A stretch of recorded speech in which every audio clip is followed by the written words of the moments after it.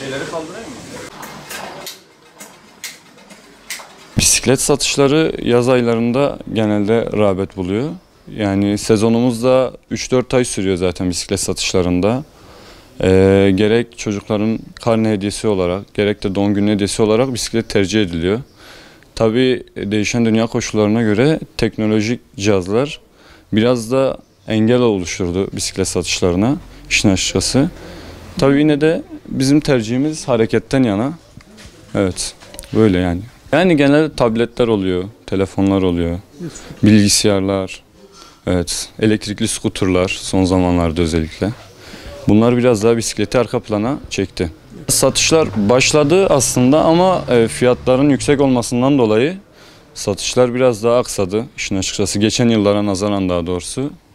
Yani örnek veriyorum, şu an bu yıl 6.000 olan bir bisikletin fiyatı geçtiğimiz yıllarda 3.000-4.000 civarıydı ve bu da alımı zorlaştırdı gerçekten. Yani bu da bir etki satışı durdurmasına. Fiyat aralıkları 3.000'den başlıyor ufak bisikletlerde. 12.000-13.000'e kadar da tırmanıyor bisiklet fiyatları. Nasıl söylemek istediğiniz bir şey var mı? Valla yani teknolojik cihazlardan çocukları kurtarıp harekete geçirmeliler. Bisiklet sağlıktır, saattir. Öyle mi? Teşekkürler. Sizi tanıyalım, isim neydi? Ben Supikaya. Bu işletmede 3. nesilim. Sorma. Tamam. Fiyat aralıkları 3.000'den başlıyor ufak bisikletlerde. 12.000-13.000'e kadar da tırmanıyor bisiklet fiyatları. Valla yani teknolojik cihazlardan çocukları kurtarıp harekete geçirmeliler. Bisiklet sağlıktır, saattir. Bisiklet satışları yeni başladı abi. Hani yeni sezon açılmaya başladı. Hani bu önümüzdeki ay, bu ay içerisinde sezon yavaş yavaş açılıyor. Bisiklet satışlarımız güzel bir şekilde devam ediyor. Hani havalar ısındıkça zaten yaz geldi, bahar ayı geldi, okullar tatil oluyor, çocuklar geliyor, aileler geliyor, çocuklarına bisiklet falan alıyor. Öyle abi. Yetişkinler de arada hani spor yapmak için olur, gelir arada sırada. Yetişkinler de bisiklet alır. Hani zaten yetişkinlere göre büyük bisikletlerimiz de var. Millet spor için gelip onlar da tercih ediyor. Öyle.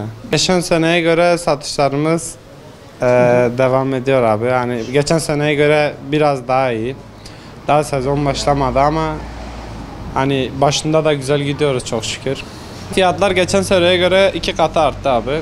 İşin açıkçası bu enflasyon her şeyi etkiledi yani. Dolar yükseldikçe. Buna rağmen yine de satış var. Fiyatlar ne kadar yükselse de millet almak zorunda. Hani çocuklarını kırmıyorlar, gelip alıyorlar. İhtiyaçtır bu da. Yani satışlarımız hala devam ediyor. Öylelerine rastlamadık abi. Hani daha gelip ben arabamı sattım, motorumu sattım, bisiklet alayım diyen insanları görmedik. Yani böyle dediğim gibi satışlarımız devam ediyor. Çok şükür hani güzel bir şekilde ilerliyoruz. Hani bu fiyatlar yükselmese daha iyi olur. Çünkü ayda bir yeni fiyat listesiyle karşılaşıyoruz. Sattığımız bisikletleri geri yerine koyamıyoruz. Fiyatlarımız acayip bir şekilde, hızlı bir şekilde yükseliyor. Bunun sebebi biliyorsun abi, hani sebebini herkes biliyor. Dolar yükseldikçe, altın yükseldikçe fiyatlar da yükselmeye devam ediyor. En uygunu işte 4-5 yaş aralığı mesela 2.500'ten başlıyor, 4.500'e kadar var. Onun dışında gençlere göre daha böyle 10-11 yaşlara göre artık onlarınki de 3.500'den başlıyor, 8.000'e kadar devam ediyor. Yetişkinler için de hani 6.000 ile 8-10.000 arası değişiyor abi.